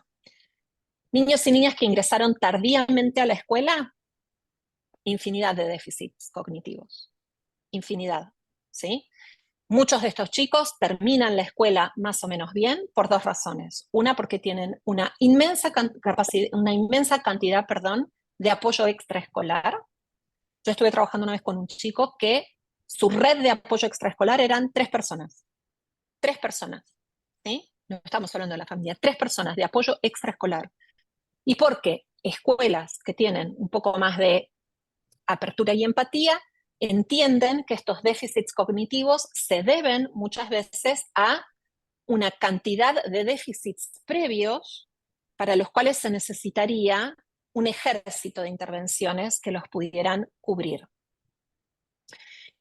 Las dificultades en el lenguaje, las que les comentaba antes, esas dificultades se van haciendo cada vez más significativas y evidentes a medida que los chicos van creciendo. Cuando entran en la pubertad y en la adolescencia, y la sensación es que nosotros estamos tentados enfrente de un chico o una chica que tiene el tamaño y el desarrollo corporal de la edad que le corresponde, pero que si cerramos los ojos le falta todo lo demás. Le falta todo lo demás. Frases cortas, muy cortas, muchas veces terminan contestando algo porque creen que es lo que tienen que contestar, pero contestan algo sin haber entendido lo que se les preguntó. Entonces uno tiene que hacerse como una especie de desarrollar como una especie de poder extrasensorial para identificar en la cara y en la gestualidad si entendió o no entendió lo que le estaba diciendo. Entonces le pregunta, ¿vos entendiste lo que yo te dije? Y te dicen no. Entonces uno lo tiene que volver a repetir. Esto hace entonces que muchas veces con muchos de estos chicos uno se encuentre hablándoles como si fueran criaturas, no con el agugutata, ¿sí? Le digo, a un chico de 3 o 4 años nosotros no le vamos a hacer un speech larguísimo, le vamos a hablar con frases cortas, con palabras simples, con palabras claras. Bueno, esto es exactamente lo mismo que tenemos que hacer con estos púberes y adolescentes. Muchas veces van a contestar, nos va a parecer que ellos entendieron y en realidad están contestando lo que yo llamo una contestación adaptativa. Aprenden, ¿sí? Como muy así muy sobrevolando las reglas básicas de la interacción, ¿sí? Las reglas básicas de la interacción incluyen que si vos me preguntás si me estás mirando a la cara, yo te tengo que contestar algo. Lo que sea. Si lo entendí o no lo entendí, solo Dios lo sabe. Dificultades en el reconocimiento de los propios estados internos, tanto a nivel afectivo como somático. Son chicos que tienen enormes dificultades para poder identificar que tienen hambre, ¿sí? Y para poder identificar que ya saciaron su hambre. Entonces comen desaforadamente. Comen de más. Se vuelven locos si se les pone límites. No, ¿sabes qué? No te puedes comer 4 huevos de Pascua de 250 gramos cada uno. Se vuelven locos, entran en estados como si se transformaran en demonios. Y no pueden identificar, obviamente, por supuesto, comen. Después tienen unas descomposturas bestiales y no pueden identificar que su cuerpo les dijo hasta acá. Más que esto no se puede, más que esto ya va, no va más, no es sano. Muchos de estos chicos tienen otro tipo de dificultades sensoriales, por las cuales muchas veces reciben tratamiento a nivel sensorial, dificultades con el tacto, ¿sí? Intolerancia al tacto. La intolerancia al tacto es no solamente al tacto de otra persona, sino muchas veces es intolerancia a texturas, a telas, al peso de una determinada prenda, ¿sí? Desconocimiento de la temperatura. Hace frío, hace calor, es exactamente el mismo registro. ¿Mm? El cansancio, cuando la atención se les está agotando y entonces tienen que parar. Fíjense, estamos hablando de sutilezas. Estamos hablando de sutilezas y todas estas sutilezas son las que provocan una enorme cantidad de problemas a nivel escolar, a nivel relacional, en las casas, con los compañeros. Tienen además esto es lo que comentaba recién, ¿sí? Tienen una tendencia a satisfacer sus necesidades de manera problemática. Si yo no puedo reconocer adecuadamente qué es lo que necesito, ¿cómo lo voy a poder satisfacer adecuadamente? ¿Sí? Es imposible. O sea, no puedo pasar a hacer una operación compleja, una ecuación compleja, si nunca aprendí los números, si no aprendí a sumar, si no aprendí a restar. Esto es exactamente lo mismo. Tienen enormes dificultades en la interacción con los otros, sobre todo con sus pares. Esto les trae enormes problemas, sobre todo a partir de la pubertad y de la adolescencia, ¿sí? Es muy fácil que los agarren como compañeros de andanzas delictivas, ¿sí? Porque como no saben hacerse amigos, si alguien se da vuelta y le dice, pero qué suerte que viniste hoy, no sabes, te estábamos esperando, se lo dice a alguien que nunca jamás le había prestado ni 5 de atención, entonces estos chicos van a ir y se van a rendir a los pies del que los ha abrazado, así sea que el otro le diga, mira, a partir de hoy lo que vos vas a hacer es esto y lo esté introduciendo en una actividad non sancta. Tienen muchísimas dificultades en la puesta de límites, ¿sí? En una puesta de límites hacia ellos, pero ellos poner límites.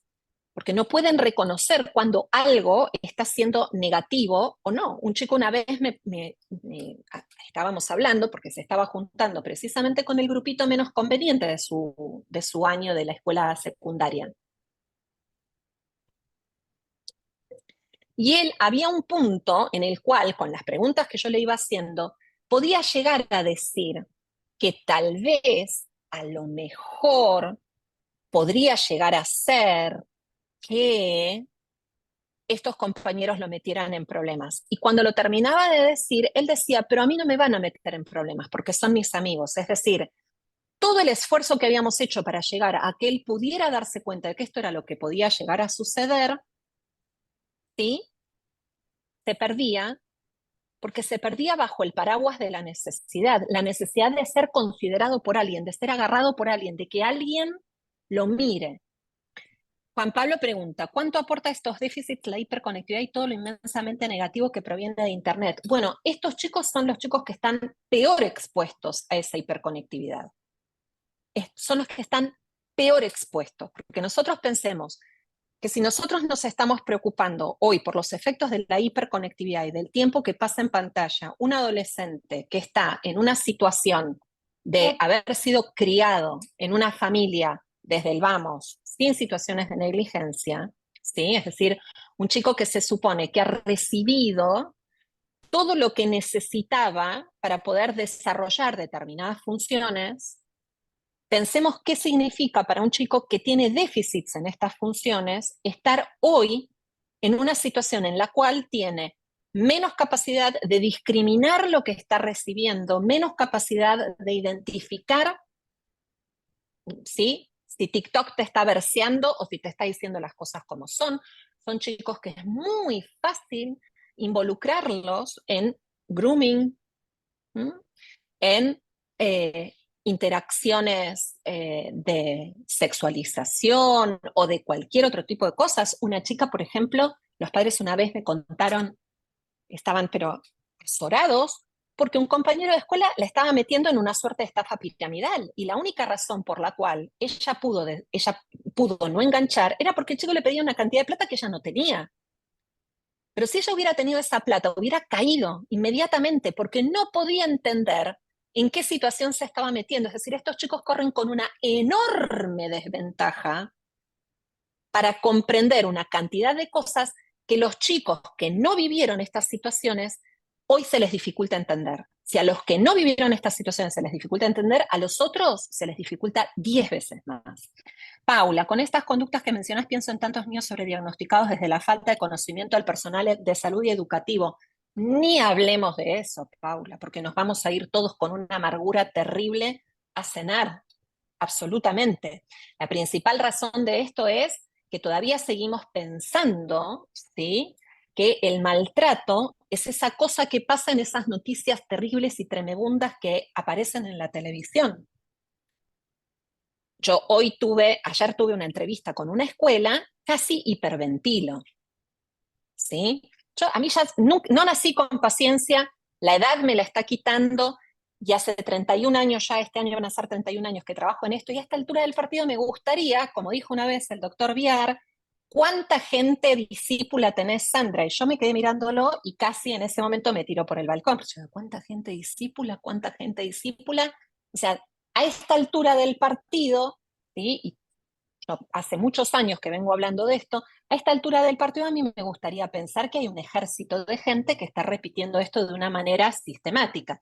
Sí es cierto que hay mucha más que la que había cuando yo empecé allá lejos y hace tiempo en el año 1993, pero el trabajo que tenemos que hacer todavía o sea, necesitaríamos que este conocimiento prenda como la soja, ni más ni menos, solo que la soja parece ser que tiene valor y este conocimiento no mucho.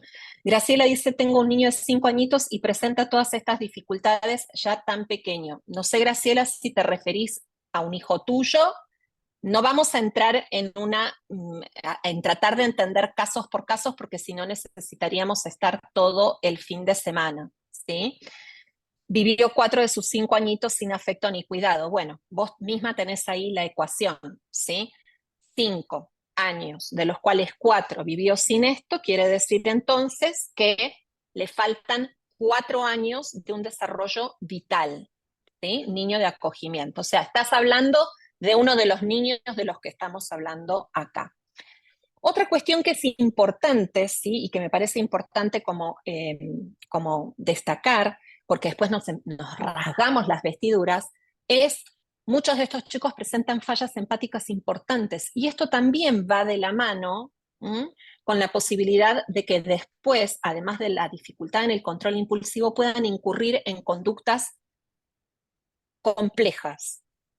¿Dónde nace la empatía? La empatía no es una espora que va por el aire y que uno la aspira en un determinado momento en el patio o en el balcón de su casa o en el parque, y entonces empieza a ser empático. La empatía se desarrolla en el partido de tenis. Ping, pong, ping, pong, ping.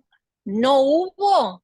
Entonces nos vamos a encontrar con distintos niveles de fallas empáticas, algunos muy serios, algunos muy graves, algunos claramente reversibles. Pero la principal razón para revertirlos, a que no saben cuál es que el que no sufrió ese tipo de cuestiones pueda verdaderamente modelar para ese chico esas cualidades empáticas. Y cuando digo el que, no estoy hablando de una sola persona, estoy hablando de uno, más otro, más otro, más otro, más otro, una comunidad que pueda empatizar con lo que a este chico le faltó, y no saben con cuánta rapidez este chico va a aprender a empatizar. Mauro, ¿qué recomiendo como estrategia de intervención en casos de negligencias detectadas? Ah, Mauro, espera, ya llego ahí, ya llego, quédate tranquilo que ya voy a llegar ahí, porque ahora vas a ver cuál es la intervención más importante. De todas maneras, si no alcanza con lo que responde, me vuelves a preguntar. Estas son algunas de las características de la parentalidad negligente que fueron estudiadas, es decir, hay factores específicos ligados a la no disponibilidad del cuidador negligente que están vinculados, por ejemplo, a cuidadores que abusan de alcohol, drogas, con trastornos mentales severos que no reciben atención, que están en situación de violencia en la relación de pareja. Son personas que no tienen en ese momento el desarrollo de las capacidades para poder prestar atención a un chico de la manera en la que ese chico necesita. Padres con historia de crianza negligente en la infancia duplican la probabilidad de ser negligentes con sus propios hijos. Es un factor de riesgo. Pero además, vamos a suponer que no tenemos todo ese universo, ¿sí? Y tenemos igualmente cuidadores que incurren en conductas negligentes. Dificultades para comprender la complejidad de las interacciones humanas. Los adultos también podemos tener ese tipo de dificultades, no los niños solamente. Y en especial, ¿en qué consiste la interacción entre un padre y un niño? ¿Sí? Padres que ven al niño como un adulto de menor tamaño, o padres que ven a un niño como un ser con capacidad de autodeterminación a los 2 años. Si me ven el rostro, notarán que la capacidad de autodeterminación no es algo que sucede a los 2 años. Es un proceso de desarrollo. Y a los 2 años, el ser humano no puede autodeterminar nada porque se está desarrollando. Una dificultad para entender la perspectiva infantil, lo que se conoce como fallas en la mentalización, ¿sí? Y mucho más si se les dificulta entender las necesidades propias del desarrollo evolutivo que tienen los niños. Y creencias rígidas en los patrones de crianza, por ejemplo, la idea de que si uno cría niños débiles o si cría niños fuertes, y que entonces el exceso de afecto lo que produce es criar niños débiles, por lo cual hay que favorecer y garantizar una autonomía que muchas veces es prematura. Y como hemos visto, básicamente, lo que a mí más me interesa que podamos tener en cuenta, sobre todo si volvemos a los estudios que se hicieron, volvamos al hospitalismo de Spitz, ¿sí? Recuerden que él veía qué era lo que pasaba con niños que estaban más de 3 meses internados en el hospital. el estudio de los norteamericanos y el estudio de los británicos, hablando de las diferencias que existían dependiendo de la cantidad de tiempo que los niños habían estado institucionalizados. Sabemos que cuanto más temprana y grave es la negligencia, peor. Y si a eso le sumamos más tiempo expuestos a la negligencia, el daño es exponencialmente más alto, ¿sí? Con lo cual, es cuestión, la primera intervención, acá te respondo una parte, Mauro, la primera intervención es una intervención a tiempo. La pregunta es, ¿qué es eso lo que estamos haciendo? Entonces acá voy a dar paso a el sector de preguntas molestas, auspiciada por la persona a la que ASAP me invitó. Cualquier cosa, cualquier queja, les dicen a ellos que dejen de invitarme. Yo no me hago cargo, ellos son responsables de haberme puesto acá a hablarles a ustedes este día, a esta hora de la noche. Hay dos preguntas molestas. La primera es, ¿entendemos realmente quién necesita el tiempo más desesperadamente? Es decir, ¿quién necesita el tiempo ayer? Entonces, si nosotros tenemos en cuenta que muchas intervenciones se basan en darle a la familia tiempo para que cambie o para que se recupere, si tenemos en cuenta que en algunos casos no se arbitran los medios para que se dé esa recuperación o ese cambio, o se plantean objetivos de cambio sin tener en cuenta si existen los recursos para proveer de esas posibilidades de cambio. Y en otros, donde hay recursos y se plantea, no se hace un seguimiento pormenorizado de ese proceso de cambio. Es decir, lo lanzamos al universo. Y la otra cuestión es que muchas veces estas intervenciones no se plantean ni tiempos claros, o sea, ni que hablar, que no siempre se plantean objetivos claros. Pero cuando a veces logran plantearse objetivos claros, no se plantean tiempos concretos y razonables para determinar si eso se cumplió o no. Y no hay un plan B. Y como generalmente lo que sucede es que un día nos volvemos a encontrar con que, uy, teníamos que revisar qué pasaba con esto y descubrimos que no cambió nada. Bueno, vamos a patear un poquito más el tiempo para adelante. Y después otra vez. Y después otra vez. Porque estamos persiguiendo la letra de una ley que no tiene ni idea de lo que es un ser humano en desarrollo y que dice que lo que hay que hacer es a toda costa buscar a un grupo familiar referente. Y este es el tema también que pasa, ¿sí? Que muchas veces para seguir lo que dice la letra de la ley, se va haciendo que un chico boye de un lado para el otro entre distintos referentes familiares que, o porque creían que podían pero no pueden, o porque dijeron que podían y era mejor perderlos que encontrarlos, lo que siguieron haciendo fue agregar más negligencia, más daño, quitar más tiempo y más oportunidades. Entonces, la respuesta a las preguntas molestas, si entendemos realmente quién necesita ese tiempo más desesperadamente y si lo sabemos calcular adecuadamente, mi respuesta, si ustedes tienen otra diferente, me encantaría escucharlo, es no. Y para muestras, antes de pasar a las preguntas que tienen ahí, a ver si Mauro, ahora te agrego algo más, Mauro, para muestra les dejo este botón. Esto es lo que una chica de 13 años nos puede explicar acerca de su propia vivencia de la negligencia del sistema. La negligencia del sistema, créanme, es mucho más fácil de reparar que la negligencia parental que sufren estos chicos. Porque en la negligencia del sistema estamos todos los que se supone que sabemos lo que tenemos que hacer. Y esto es lo que dice esta chica. Después de que me sacaron de mi casa, me mandaron con mi abuela, pero ahí me abusó mi tío. Entonces me sacaron de ahí y me mandaron a un hogar. Pero después fue mi mamá y dijo que se había separado de mi papá y la dejaron que me llevara. Pero no era verdad. Y ahí no me acuerdo. Me parece que fui a la escuela hogar, o tal vez, no sé, me mandaron a tantos lados que me marearon como una calecita. Mis papás me dicen que yo tengo que confiar en ellos. Y sí, yo quiero confiar en ellos, pero no sé cómo se hace, porque ellos no estuvieron en lo que viví. Entonces, ¿cómo me podrían ayudar? Y además, o sea, si yo contaba lo que pasaba de chiquita, e igual me mandaban de un lado para el otro, ¿para qué voy a contar ahora?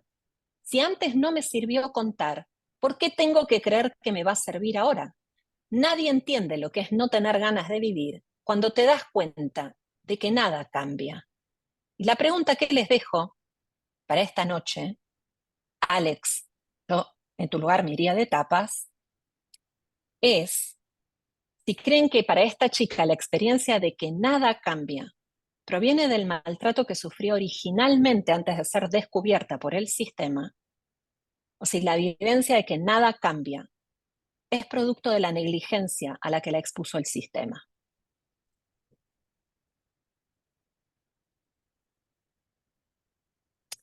Pregunta para la reflexión. Me voy a ir a... Estoy viendo caras de gente reincidente en el tema. A ver. Momento, porque además mi coso se va para arriba, para abajo, para arriba, para abajo. A ver. ¡Ay! Se me va para todos lados. Micaela dice, tenemos que revisar nosotros por qué no aceptamos límites, como el ejemplo del show donde no podía pagar los teléfonos. Una consigna tan simple como esa y luego nos escandalizamos cuando suceden conductas transgresoras. ¿Qué les estamos mostrando? Exactamente, eso les estamos mostrando. Que no sabemos hacer lo que les pedimos a ellos que hagan. Vanessa dice, la segunda pregunta nos interpela profundamente en las prácticas, exactamente. Juan Pablo, por ahí la culpa no la tiene la ley escrita, que por supuesto es perfectible, por ahí el problema está en la interpretación y aplicación de la ley. El ser humano siempre tiene algo para hacer ahí. En los organismos forenses públicos y privados encargados de evaluar y o diagnosticar, Mauro dice, nos encontramos con los efectos de la negligencia y el maltrato en padres jóvenes que pasaron por el sistema de protección fallidamente y hoy en día sus hijos e hijas están con medidas, exactamente. Es decir, estamos perpetuando la negligencia. Me preocupa también qué estamos pudiendo ofrecer como sistema. A ver, tenemos una enorme ventaja. Por lo menos yo lo veo de esta manera cuando pienso en cuando empecé a trabajar en el año 1993. ¿Sí? La enorme ventaja que tenemos es que hoy tenemos mucho más conocimiento que el que había hace 30 años atrás. Imagínense, los que están acá, que son más jóvenes, cuánto conocimiento va a haber dentro de 10, 15 o 20 años. El tema es que lo que necesitamos es adquirir ese conocimiento y entender que hay prácticas que cuando no funcionan hay que cambiarlas. Y que esto es así en todas las áreas de intervención. En la detección, en las prácticas de protección, en las prácticas terapéuticas, en las prácticas educativas. Mauro, vos preguntabas una cosa que yo te contesté a medias, y la realidad es que si yo te tengo que contar desde mi experiencia, lo cierto es que los chicos que han estado expuestos a situaciones de mayor negligencia durante más tiempo no alcanzan ni las manos, ni los recursos, ni los días de semana para poder darles todo lo que necesitan. A mí me pasa, por ejemplo, dentro de lo que es el consultorio, que muchas veces me encuentro haciendo infinidad de cosas que probablemente en un país hiperdesarrollado vos puedas tener el que hace este pedacito, el que hace el otro pedacito, el que hace este otro pedacito y el que hace este otro de acá. No me puedo poner a trabajar con la memoria traumática de alguien que no entiende de qué le estoy hablando. Necesito desarrollar una capacidad de lenguaje. Necesito desarrollar una capacidad de confianza en que si no entendió lo que le estoy diciendo, me lo puede decir y yo volver a repetírselo. Si yo te tuviera que decir hoy qué tenemos que hacer, te diría que tendríamos que aprender desde cero muchas cosas. Y la primera que tendríamos que aprender y enseñar y transmitir, ¿sí? Es el molesto ejercicio de meterse en el lugar de estos pibes de verdad. No de saber, de meterse en esa tienda del horror que es la historia de estos pibes y leerla.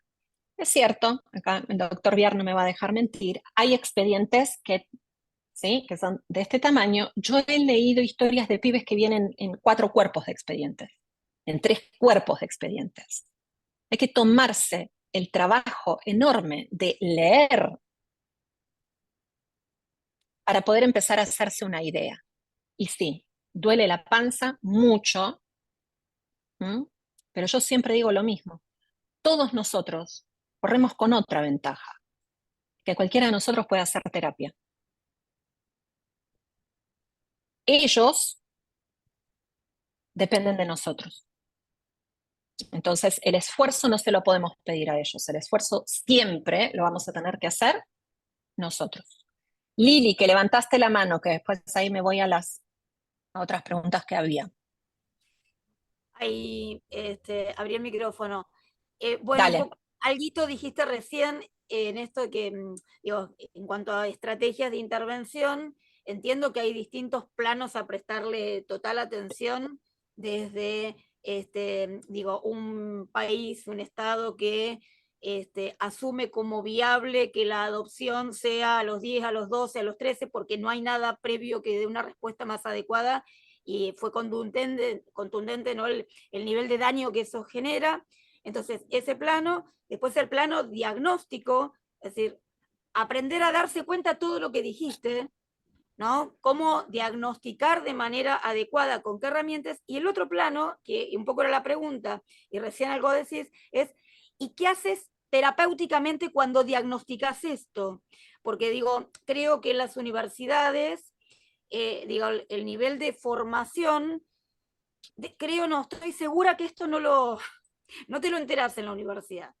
Jamás. No. Entonces, a nivel de la caja de herramientas básica que una o un profesional debe tener para intervenir, como mínimo no iatrogénicamente, pero además de eso vamos a pedir un cachito más, que es tratar de invocarle al tema que hay que trabajar con una niña o con un niño que está con deprivación emocional por negligencia y en donde, como excelentemente dijiste de entrada, digo, el trofeo quién se lo lleva, ¿no? El Oscar quién se lo llevan las otras formas y esta es gravísima. Entonces, en tu opinión, tal vez la pregunta no sé si es fácil ahí, pero esa caja de herramientas elemental, de decir, ¿qué necesitas para trabajar terapéuticamente en un contexto de estas características? Lo que pasa es que la pregunta es excelente, el problema es que la caja de herramientas elemental tiene dos características. Una de esas características es que puede llegar a ser extremadamente grande. Como si dijéramos, Lili, vos tenés una caja de herramientas en tu casa o tenés una ferretería. Y vos me decís, no, Sandra, una caja de herramientas. Entonces yo te digo, bueno, si a mí vienen y me traen a un chico para atender en el consultorio, que su problema es la ansiedad, yo tengo una caja de herramientas. Para estos chicos necesito una ferretería. Fantástica respuesta, clarísima, ¿no? ¿Sí? Esta es una. La otra es que los chicos pueden necesitar de esa ferretería más de una cosa que de otras, ¿sí? Es decir, alguno puede necesitar más clavo que tuerca y otro puede necesitar más tuerca que clavo. Entonces vos necesitas ir identificando. Una cosa que es súper interesante, que yo la voy tratando como de aprender cada vez como más, es la mejor intervención es la que uno baja, en la que uno baja de allá arriba al plano, a lo llano. ¿Sí? Los ámbitos académicos son una maravilla, pero la realidad es otra cosa. Y para que vos puedas saber qué de todo lo que tenés en la ferretería puede llegar a ser más importante, lo que necesitas es recordar siempre que lo académico está allá arriba y que la persona está acá abajo delante tuyo. Yo he hecho cosas como por ejemplo esto. Eh, Vamos a hacer un experimento. Mira, a un chico, un chico de 13, 14 años. Mira, en este plato que está acá hay un alfajor Jorgito, ¿viste? Esos chiquititos. Hay un alfajor, un chocolatito, un caramelo y no sé qué otra cosa más, dos galletitas. Todo esto que está acá adelante tuyo, todo esto es tuyo. Todo esto vos te lo vas a poder llevar de acá y lo vas a poder comer. Pero lo primero que tenemos que hacer vos y yo, acá, en este momento, es que vos aprendas a darte cuenta. ¿Por qué te los querés comer todos juntos ahora? Me miró, si tenía un cuchillo me lo clavaba en la yugular. Entonces yo le empecé a decir, ¿sabes qué? Cuando vos mirás lo que tenés adelante, fíjate, ¿sentís como que se te hace agua dentro de la boca? ¿Sentís como que acá es como si hubiera algo que también como que querés tragar, tragar, tragar, tragar, tragar? ¿Lo sentís? Sí. Bueno, quédate un rato sintiendo eso. Quédate un rato sintiendo que tenés ahí esa agua en la boca y acá en la garganta que te da vueltas y vueltas y vueltas y vueltas. Mira, estaba así. No puedo más, Sandra, no puedo más. Cerraba los ojos y miraba así de reojo. No puedo más, no puedo más, no puedo más. Sí, vas a poder, quédate tranquilo. Abrí los ojos. Yo te juro que todo esto es tuyo. Abrí los ojos y sigamos con el experimento. Y estuvimos media hora de una sesión para que él pudiera reconocer que salivaba porque veía la comida y que identificara si tenía algo en la panza que le hacía ruido. Este chico había ido al consultorio habiendo merendado una merienda de pibe de escuela deportiva, ¿sí? Es decir, no es que estaba con el estómago vacío. Pero una intervención es esa. Vos me decís, ¿dónde la aprendiste? En el barro. Bien, fantástico. Creo que Graciela, estás ahí ya para ir cerrando, solo que digo, a esta respuesta que es tan generosa, me parece que está bueno difundir y promover que la formación no es solo una formación de carácter diagnóstico para saber mucho y para entender, lo cual es absolutamente indispensable. Es como el piso, de si no puedes diagnosticar más o menos bien, o sea, ¿qué haces después?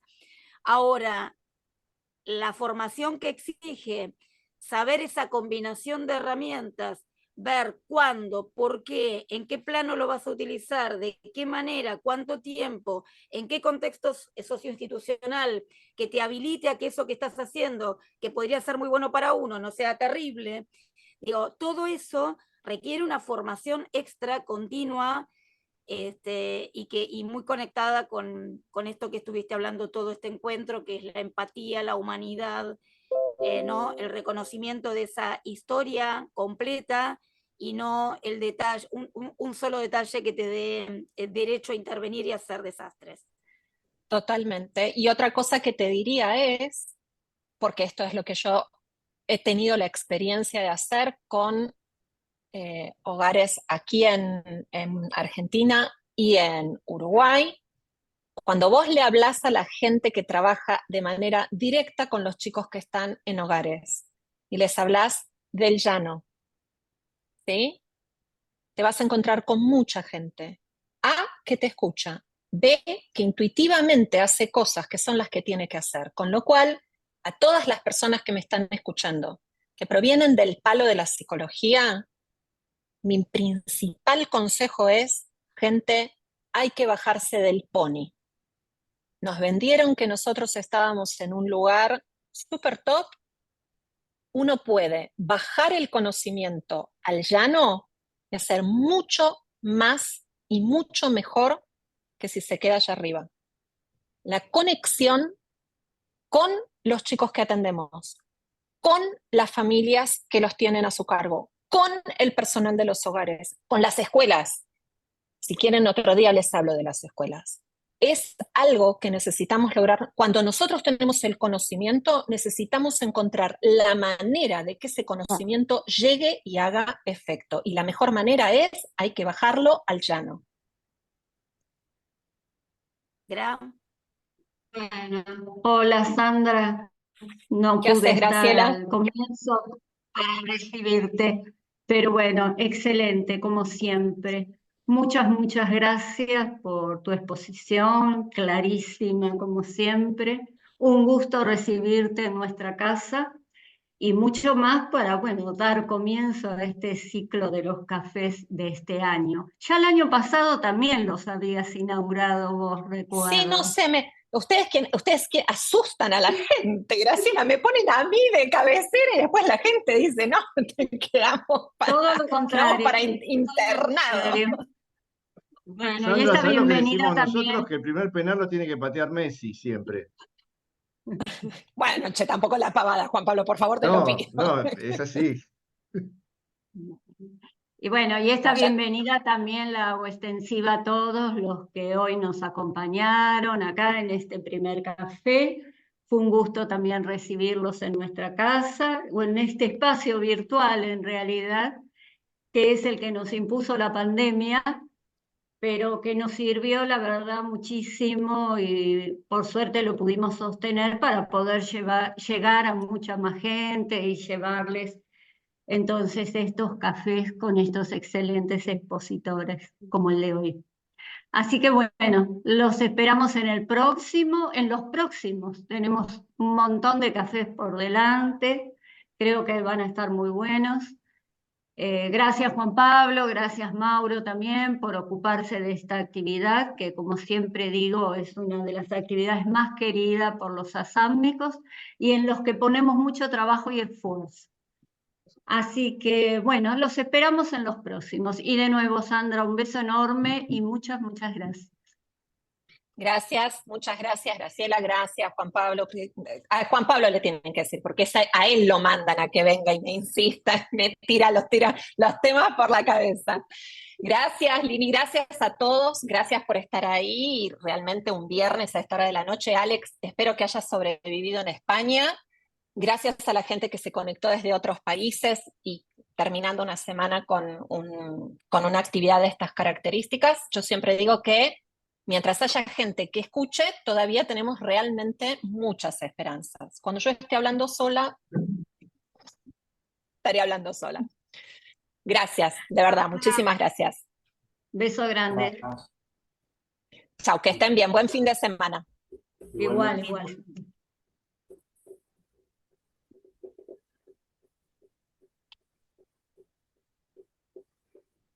Juanpi, ¿querés dejar de grabar ya?